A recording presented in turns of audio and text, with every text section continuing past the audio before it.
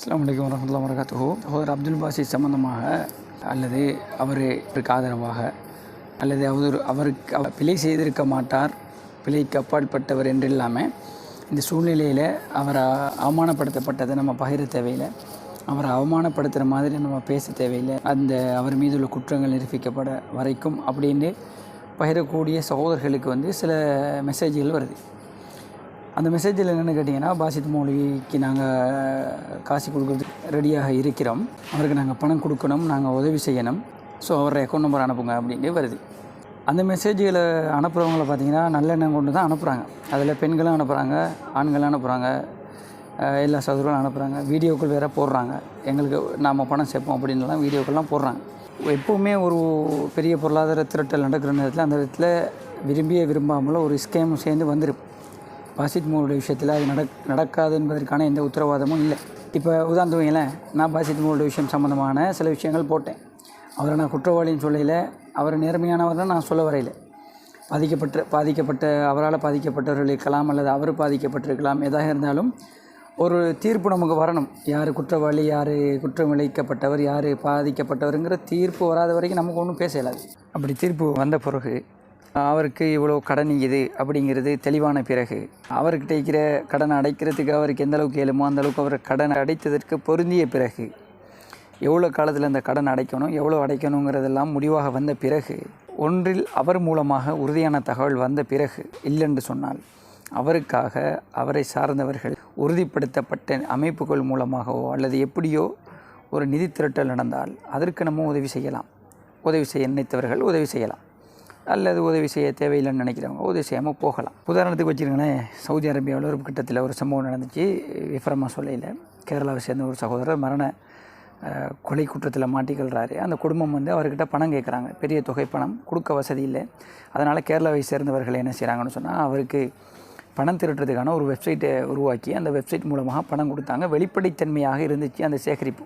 இவ்வளோ நாளைக்குள்ள இவ்வளோ சேருது, இப்படியானவங்க இதுக்கு பணம் கொடுக்குறாங்க, இவ்வளோ ருபீஸ் வந்துட்டுக்குதுண்டு அந்த பணம் வரவு அப்டேட்டோட, நேர அப்டேட்டோட, யார் யார் கொடுக்குற அப்படிங்கிற அப்டேட்டோட அது எல்லாமே வெளிப்படைத்தன்மையாக டிரான்ஸ்பேரன்சியாக இருந்துச்சு.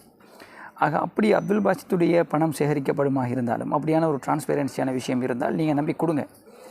இது முதல் விஷயம்.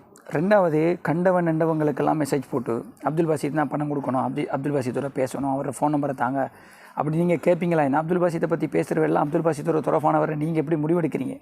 ஏன் நீங்கள் ஒரு ஃபித்னாவை திருப்பி உருவாக்குறீங்க? ஒரு பெண்ணை பற்றி ஏன் வாய்ஸ் நோட் போடுறீங்க?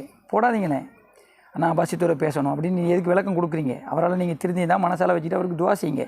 அதை விட்டு போட்டு ஏன் அவரை பற்றி பேசுகிற எல்லாரும் பற்றி மெசேஜை போட்டுக்கிட்டீங்க? ஏற்கனவே ஃபித்னாவில் தானே நிறைஞ்சு பீத்தி கிடக்குது, அதனால தான் இவ்வளோ பிரச்சனை நடக்குது.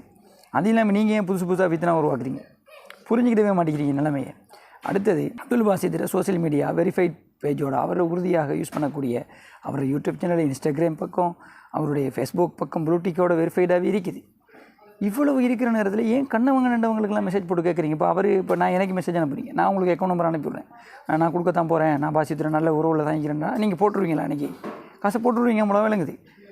கொஞ்சமாச்சு யோசிக்க மாட்டீங்களா? இவ்வளோ ஸ்கேம் உலகத்தில் நடந்துக்கிட்டு யார் எந்த பொந்துகளை எப்படி ஈப்பாங்கிறதே விளங்காமிக்குது. அப்படிங்கும்போது எதுக்காக நீங்கள் அவசரப்பட்டு எல்லாருக்கிட்டையும் போய்த்து கண்டவனவங்கள்லாம் பணம் கேட்குறீங்க? நல்லவர்களை கண்டு அவங்க கடந்து போயிட்டிப்பாங்க. பல பேர் நமக்கு தேவையில்லை, இதில் நம்ம ஒரு நியாயத்தை பேசுகிறோம், அவ்வளோதான், இதில் ஒரு நீதமாக ஒரு விஷயம் நடக்கணும் அப்படிங்கிறத மட்டும் பேசுகிறோம் அப்படிங்கிறத மட்டும் சில பேர் கடந்து போயிடுவாங்க. பணம் சேர்க்கறதுக்கு ஒரு சில பேர் கிளம்பிட்டான். இப்படி கண்டவங்கெல்லாம் பணம் சேர்க்கறது இல்லை. அவருக்கு பணம் சேர்க்கறது இருந்தால் அவர் அறிவிப்பார். அவர் உத்தியோகபூர்வ தளங்களில் அவர் அறிவிப்பார். அவரை சுற்றி உள்ளவங்க எத்தனை பேர் அவங்களோட குடும்பத்தை அவர் இருக்கிறாங்க அவர் அறிவிப்பாங்க. அவரோட சம்மந்தப்பட்ட எத்தனை பேர் இருக்கிறாங்க அறிவிப்பாங்க. ஏன் நீங்கள் அவசரப்படுறீங்க? இப்போ தான் அந்த பிரச்சனை நடந்து முடிஞ்சுது. இந்த பிரச்சனை நடந்து முடிஞ்சு அவர் கோர்ட்டுக்கு போய்த்தாரா, அல்லது கூட்டில் இருக்கிறாரா, அல்லது போலீஸில் இருக்கிறாரா, அல்லது விசாரணையில் இருக்கிறாரா, அல்லது வீட்டில் இருக்கிறாரா, அதை எங்கே இருக்கிறாரு ஒன்றுமே தெரியாது யாருக்கும். அவரை எதுவுமே சொல்லலை. அப்புறம் நீங்கள் எதுக்கு பெரிய மனசு பண்ணி இந்த அளவுக்கு போகிறீங்க? பணம் கொடுக்கணுன்னு உங்களோட மேலே ஆசை வச்சிங்கன்னா அல்லாஹ் தஆலா அந்த நல்ல எண்ணத்தை கபூல் செய்வான். அவர் தரப்புலேருந்து ஒரு விஷயம் வர வரைக்கும் பொறுமையாக இருங்க. யாருமே அவசரப்பட்டு பணம் கொடுக்கணும்னு சொல்லி போட்டு உங்களோட பணத்தை இழந்துறாங்க, ஏமாத்துறவர்கள்ட்ட பற்றி இழந்துறாங்க. சொல்லி வேலையில் எப்படி தான் சொல்கிறதோ விளங்க மாட்டேங்குது. அதுக்கப்புறம் ஏமாற்றிட்டாங்கன்னு சொல்லி திருப்பிட்டு வருவாங்க, ஏமாறுவாங்க, திருப்பி ஏமாற்றிட்டாங்கன்னு திருப்பி வருவாங்க. மனிதன் கஷ்டத்தில் விழுகிறது, நஷ்டத்தில் விழுகிறது, அது எல்லாமே இயல்பான ஒரு விஷயம். ஆனால் நம்மளாக போய் ஒரு கஷ்டத்தை தேடி நம்மளாக போய் ஒரு விஷயத்தில் சம்மந்தமே இல்லாமல் ஏமாந்து போகிறதுங்கிறது அது வேறு ஒரு விஷயம். தயவுசெய்து புரிஞ்சு நடங்க. தயவுசெய்து அப்துல் பாசித் சம்மந்தமாக நல்ல முறையில் பேசக்கூடியவங்கள்ட்ட போய்ட்டு மெசேஜை போட்டு உங்களோட அக்கௌண்ட் நம்பர் அனுப்புங்கன்னு பேசாதீங்க. அதே மாதிரி நீங்களும் வந்து நான் பணம் கொடுக்க போகிறேன்றதை தூண்டாதீங்க. அது அவர் தரப்புலேருந்து உறுதியாக தகவல் வரங்களும் உங்களோட உள்ளத்தில் நீங்கள் ஒரு விஷயத்தை வச்சுக்கிடுங்க. எல்லாருக்கும் அந்த எண்ணெய் ஈக்கும், நீங்கள் அதை வெளிப்படுத்தாங்க. நல்லெண்ணெய் உங்களோட உள்ளத்தில் வந்து நீங்கள் வச்சுக்கிடுங்க. அவர் தரப்பில் இருந்து ஒஃபிஷியலாக சட்ட ரீதியாக ஒழுங்கான முறைப்படி எல்லா தீர்ப்புகளும் வந்த பிறகு யார் குற்றவாளி, யார் பாதிக்கப்பட்டவர், எவ்வளோ கடன் கொடுக்குதா இல்லையா, எது உண்மை எது போய் எல்லாமே தீர்ப்பாகி வந்த பிறகு நீங்கள் அந்த முயற்சி செய்யுங்களேன். அதுவும் அவர் தரப்பில் உறுதியான விஷயம் வந்ததுக்கு பிறகு அதை விட்டு போட்டு ஏன் இவ்வளோ அவசரப்பட்டு தடமாறிட்டு நிற்கிறீங்க? உண்மையிலுமே இந்த உணர்ச்சி வசப்படுறவங்களால தான் ஒரு பெரிய பிரச்சனையே நடந்துக்கிட்டே இன்னுமே அதை தான் செஞ்சுட்டு அல்லாஹ் பாதுகாக்கணும். நம்மளை இப்படியான இந்த உணர்ச்சியை முதன்மைப்படுத்தி மனோச்சியின் பக்கம் போகிறதுலேருந்து அல்லாஹ் நம்மளை பாதுகாக்கணும். அஸ்ஸலாமு அலைக்கும் வரஹ்மத்துல்லாஹி வபரகாத்துஹு.